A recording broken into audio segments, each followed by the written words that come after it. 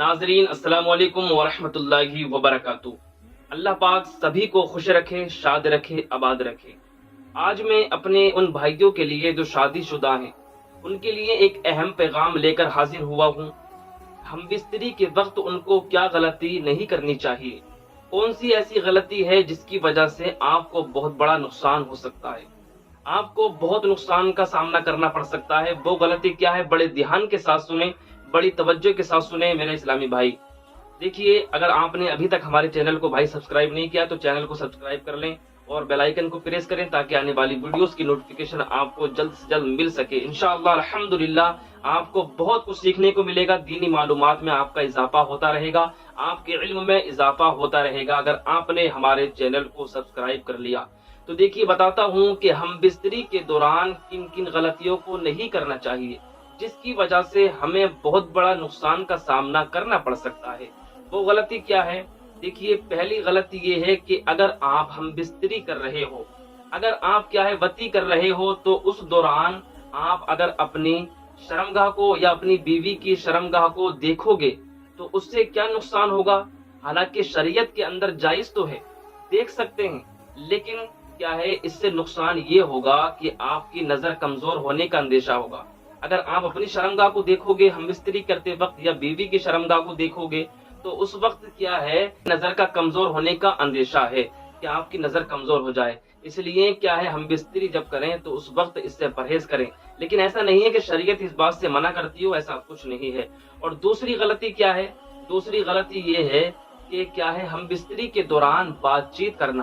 اگر آپ بات چیت کرتے ہو، ہم بستری کر رہے ہو، اس صورت میں اگر آپ اپنی بیوی سے بات چیت کر رہے ہو تو اس صورت میں نقصان یہ ہوگا، آپ کی اولاد کیا ہے گونگی ہونے کا اندیشہ ہے کہ آپ کی اولاد گونگی پیدا ہو۔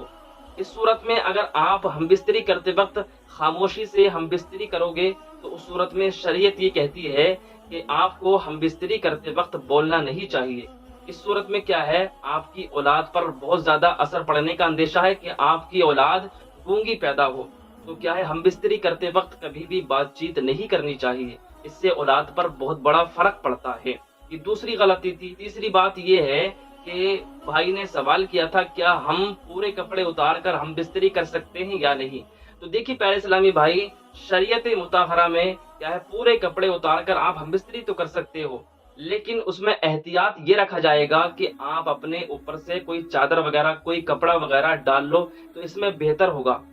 یعنی کہ اگر آپ کیا اپنی بیوی سے ملاقات کر رہے ہو تو اس صورت میں شریعت تو منع نہیں کرتی کہ پورے کپڑے نہیں اتارنے چاہیے، لیکن ہمیں کیا ہے حیا کا پردہ برقرار رکھنا چاہیے۔ اس میں حیا زیادہ ہوگی جب ہمارے اسلامی بھائی جو شادی شدہ ہیں اپنی بیوی سے ملاقات کرتے ہیں تو اس صورت میں جب سارے کپڑے اتار دیں گے تو ظاہر سی بات ہے ہمارے کاندھوں پر جو فرشتے مقرر اللہ نے کیے ہیں، جو فرشتے ہمارے کاندھوں پر ہمہ وقت رہتے ہیں، وہ کیا ہے ہم سے الگ ہو جاتے ہیں۔